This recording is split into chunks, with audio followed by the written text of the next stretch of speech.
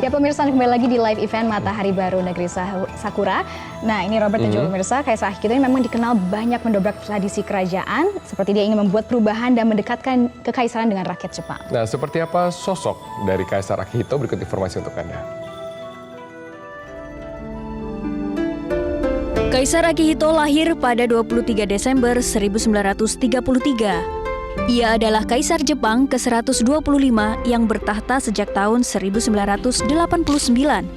Akihito menggantikan ayahnya, yakni Kaisar Hirohito, yang meninggal dunia pada 7 Januari 1989. Akihito sempat berkuliah di jurusan Ilmu Politik di Universitas Gakushuin di Tokyo. Seperti ayahnya, ia tertarik pada biologi laut dan mempelajarinya secara mendalam. Ia juga gemar mendengarkan musik klasik dan jazz. Sementara itu olahraga yang sering dimainkannya yakni tenis dan bridge. Pada tahun 1959, Akihito menikah dengan Michiko Soda dan dikaruniai 3 orang anak, yakni Pangeran Naruhito, Pangeran Akishino, dan Sayako Kuroda. Sejak meneruskan tahta sang ayah, Kaisar Akihito dikenal banyak mendobrak tradisi kerajaan. Namun di sisi lain, perubahan yang ia lakukan justru semakin mendekatkan kekaisaran dengan masyarakat Jepang. Kaisar Akihito menjadi raja pertama Jepang yang mengunjungi Tiongkok, salah satu negara yang sempat dijajah Jepang. Pada masa kekaisarannya, Akihito aktif mengunjungi para korban bencana alam di seluruh Jepang dan tempat-tempat terdampak Perang Dunia Kedua. Dengan turun tahtanya Kaisar Akihito, pemerintah Jepang mengumumkan nama era baru, yakni era Reiwa, yang akan menandai kekaisaran putra mahkota Naruhito yang dimulai pada 1 Mei 2019. Era Reiwa diharapkan membawa banyak harapan, sekaligus mencoba mempromosikan citra yang lebih positif tentang masa lalu Perang Jepang.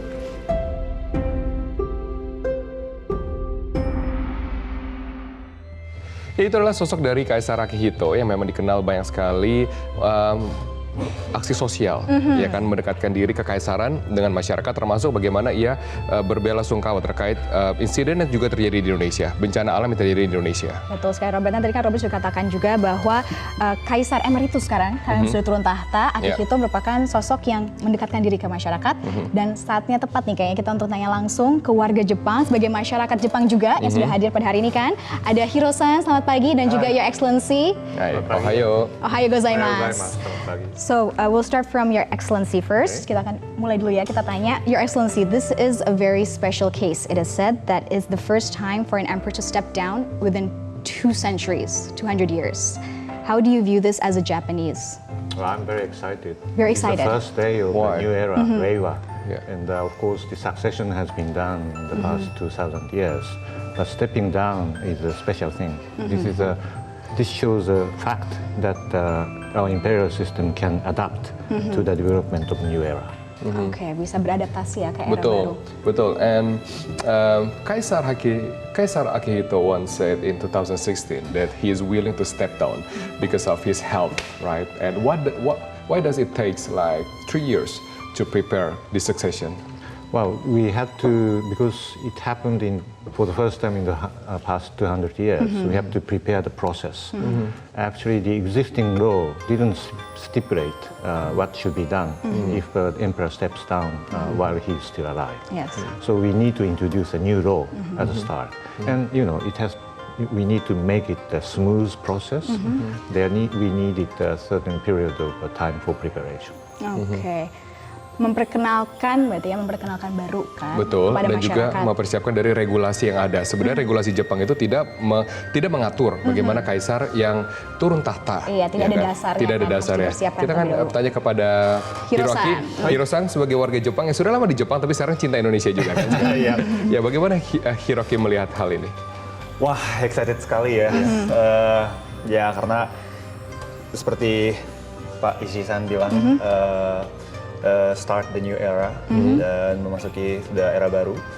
Dan sebagai orang Jepang juga tidak ada orang Jepang yang pernah lihat turun tahta belum wafat kaisarnya tapi turun tahta. Nah itulah salah satu momen yang sangat excited bagi kita semua. Dan tadi malam juga banyak orang itu kumpul di Shibuya, merayakan era baru pas pukul 0:00. Jadi sangat excited dan walaupun tadi malam itu hujan ya, tapi terus semangat kita semua dan hari ini cuacanya cerah untuk Kaisar Baru dan era baru. Kaisar Baru, era baru. Tapi secara tradisi ya, kita baru mau nanya. tapi secara tradisi, ini kan tidak pernah terjadi dalam 200 tahun terakhir. Bahkan Hiroki berarti papanya Hiroki juga belum merasakan. Ya kan, mungkin juga kakeknya Hiroki juga belum merasakan. Dan juga tidak diatur dalam undang-undang. Berarti kan ini sesuatu yang sangat spesial. Dan berarti kalau saya ingin memahami lebih jauh terkait dengan kondisi masyarakat Jepang ya, apakah ini sesuatu yang diharapkan untuk Kaisar untuk turun tahta? Sebenarnya harap atau tidak itu ya mungkin tergantung orangnya. Tapi kalau kita lihat kesehatan Kaisar Akihito, itu sudah usianya sudah 85 tahun. Dan sudah cukup lanjut usia dan juga tugasnya juga banyak sekali dalam 1 tahun dan sangat sibuk, harus pindah kota, harus pindah negara. Dan kita lihatnya sih gimana ya, tidak apa-apa nggak ya kesehatannya gitu. Jadi kalau ketika Kaisar Akihito sebutkan turun tahta di tahun 2016, seingat saya sih banyak yang rega ya. Lega. Justru ya? Ya, lega. justru. Okay. Karena kasihan, karena memahami sebenarnya kondisi kesehatan. Okay, and Your Excellency, we'll go back to Your Excellency. Your Excellency, seeing the Emperor Emeritus' health, he has decided to step down, but he has served as an emperor for 30 years as a government official. How do you see him? Within 30 years, he's superb. Very good. I think according to constitution, he's supposed to be a symbol of Japan and Japanese people as a whole, and that's exactly what he did. I think at the time of difficulties, he was always there to unite the public, soothe the public feeling. When we had a huge earthquake, he was always there. So I think the past 30 years have been a very, very nice year for Japan. For Japan. Yeah. What about the traditions? Because he has said that there are many He traditions. breaks the tradition, yes, right? many traditions that he broke.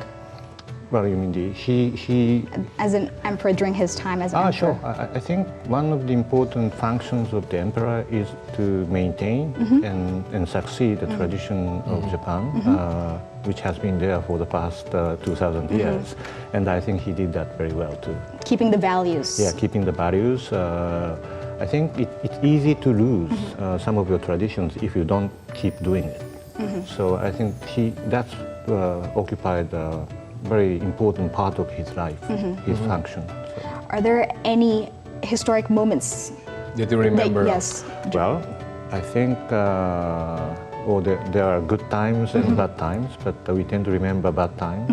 Which one is more, good times or bad times? Bad times, because that's where we need emperor most. Yes. And I think a particular example is an earthquake in the eastern Japan, 2011, March 11. And I think he appeared on the TV right after it happened, and then he expressed himself to the public. Don't get, you need to calm down. We are there. We were there to help you. Yes. I think that made a big difference. And a few days afterwards, he was there to the area which was hit by the earthquake. Met people who had to be evacuated. What impressive was their Majesty kneel down so that they can talk to people eye to eye level. I think that was really. Was it normal for the emperor to do that? It was not normal in Showa Emperor's era because the Showa Emperor started when he started. He was God. Yes. Then he became a symbol.